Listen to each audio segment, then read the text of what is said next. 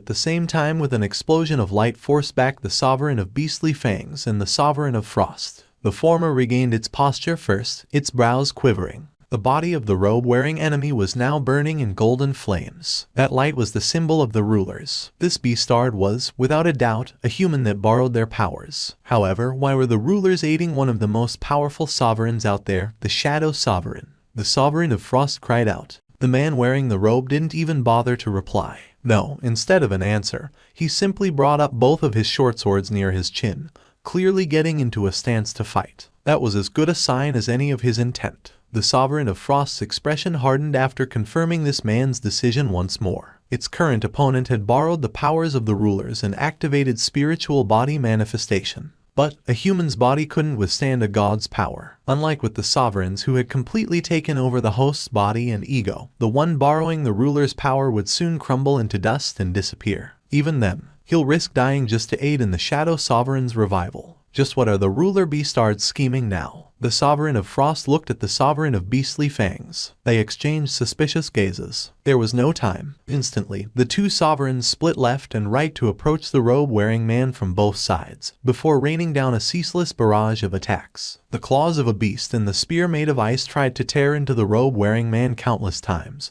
but as if he was well versed in combat, he easily countered and repelled all incoming attacks with expert movements. He would let the ice spear slip past him or block against the claws, but never forgot to throw out his counterattacks every now and then, as well. This was the action of a warrior that survived a nonsensical number of battlefields throughout his life. A truly troublesome opponent, in other words. An enemy possessing great strength and technique disregarded his own life to block the advance of the two sovereigns. The robe-wearing man blocked the weapons that carried incredible amounts of magical energy belonging to two sovereigns, and then shoved them away once more. The sovereigns landed some distance away, correctly judging that it would be quite difficult to get a desirable result in time. At this rate, it was then the Sovereign of Beastly Fangs suddenly reverted from its werewolf appearance back to its human form and spoke up. As it turned around to leave, the Sovereign of Frost hurriedly cried out to stop its comrade. The Sovereign of Beastly Fangs shook its head. It possessed sensory perception far exceeding the norm, and after picking up on the subtly changing atmosphere, its body shuddered ever so slightly. The gaze of the Sovereign of Beastly Fangs went up to the sky before shifting back to the Sovereign of Frost. Veins bulged on the neck of the clearly agitated ancient ice elf. Too bad. The Sovereign of Beastly Fangs remained rather collected in its reply. The Sovereign of Beastly Fangs was triggered by those words, and it angrily grabbed the collars of the ancient ice elf.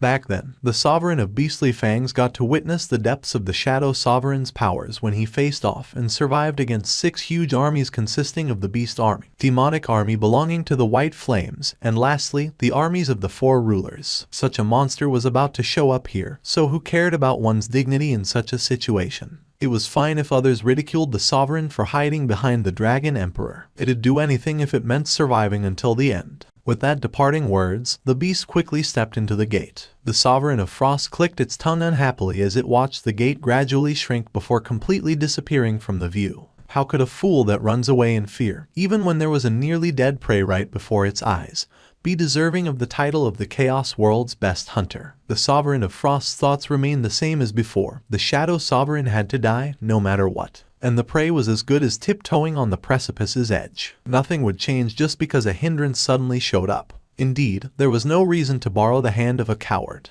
Deciding such, the Sovereign of Frost activated its own spiritual body manifestation. Although its stamina would greatly be consumed by maintaining this form, as this wasn't the world it originally belonged to, there was a need to get the result as soon as possible before the Shadow Sovereign really made his appearance. The Sovereign of Frost transformed into a gigantic ice storm that instantly covered up the land. The violently thrashing blizzard slammed into everywhere. After morphing into an actual storm, the Sovereign of Frost coldly glared at the robe-wearing man below and roared out like a thunderclap. Tens of thousands of ice spears created out of crystallized mana in the air began raining down like falling snow. Each spear carried enough power to kill a person in one shot. That was how extremely terrifying this attack was. Cars still remaining in the roads were swept away like worthless toys, and buildings were torn apart by the blade-like winds. However, the robe-wearing man didn't even budge from his spot and protected Jinwoo behind him with all his being. Countless wounds began appearing on the man facing off against the endless barrage of ice spear blizzard.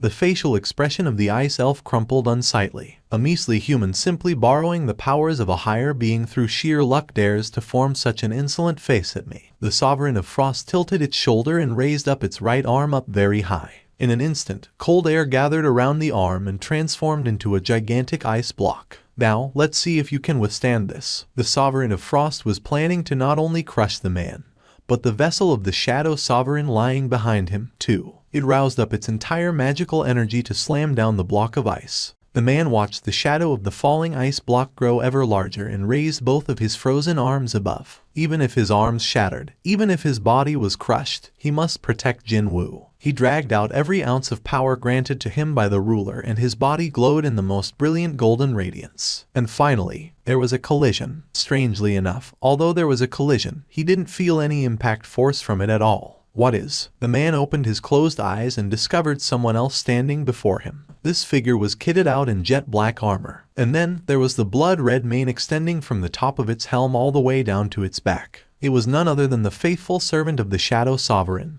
Ygritte. The Sovereign of Frost had to doubt its own eyes after that attack was perfectly defended against. If the martial-grade Shadow Soldier made his appearance, then that could only mean the ancient ice elf flinched nastily in surprise and hurriedly shifted its gaze to the spot behind the robe-wearing man. Sure enough, the unconscious man who should have been lying there could no longer be found anymore. Finally, the Sovereign of Frost understood what the Sovereign of Beastly Fangs had said before running away. Ygritte turned around and politely knelt down and lowered his head.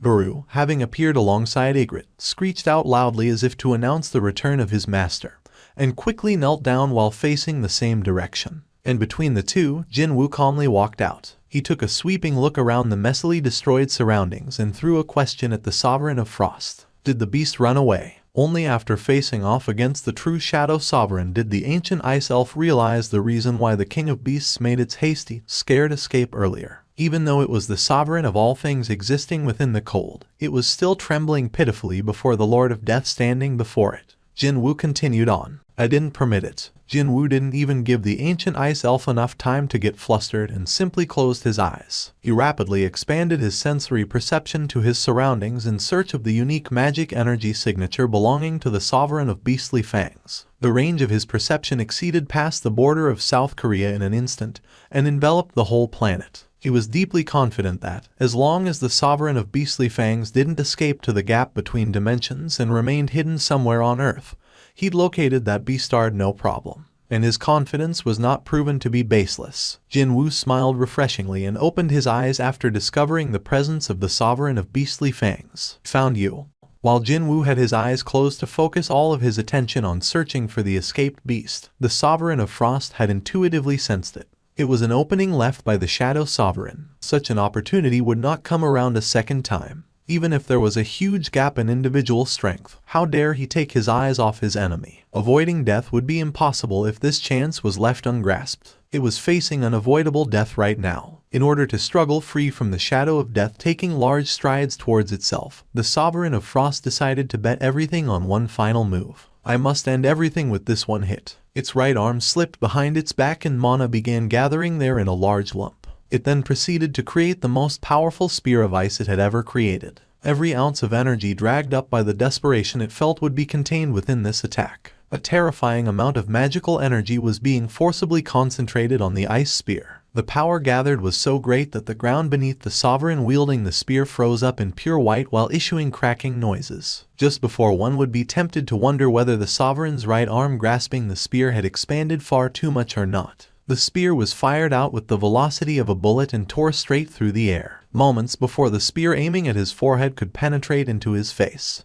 Jinwoo opened his eyes. Found you. Simultaneously, the time flow of the surroundings came to a standstill as if the pause button had been pressed on the playback. No, actually, the time had slowed down to such an extent that it almost looked as if it had come to a standstill. The ice spear's shaft spinning at a scarcely believable speed was definitely getting closer, albeit only an inch at a time. To stop the weapon's advance, Jinwoo used one of his powers, Ruler's Authority. This was one of the Shadow Sovereign's powers, although he trained on using it proficiently while thinking that it was merely a skill. The moment he activated Ruler's Authority, He got to see the mana disperse throughout the surroundings suddenly rush in and wrap about the ice spear. Once caught in the magical energy, the weapon lost all forward momentum and stopped in its tracks. He got to see for the first time how the skill ruler's authority worked, and he couldn't help but softly sigh in admiration. Ah, so it was not an invisible hand or some such. No, it was more like invisible mana. Simply put, mana moved according to the will of the skill's activator. Jinwoo's eyes could capture the movement of mana so clearly now, when it was impossible to do so in the past. The Sovereign of Frost shivered from shock after witnessing the true power of the Shadow Sovereign, formerly the greatest fragment of the brilliant light, as well as one of the most powerful kings in existence. The wall, the completely insurmountable wall. He could sense the creature shivering even at a distance away. He still had a score to settle with that thing. Jinwoo recalled the face of the late association president Go Gun-Hui, and his expression became colder in an instant. However, he wasn't the type to expose his emotions that easily. The enemy he wanted to kill the most would be disposed of at the very end. He'd make sure that the opponent would get to enjoy enough time to shiver in terror from the unavoidable death. Suddenly, Jinwoo's figure slowly submerged into the shadow beneath his feet.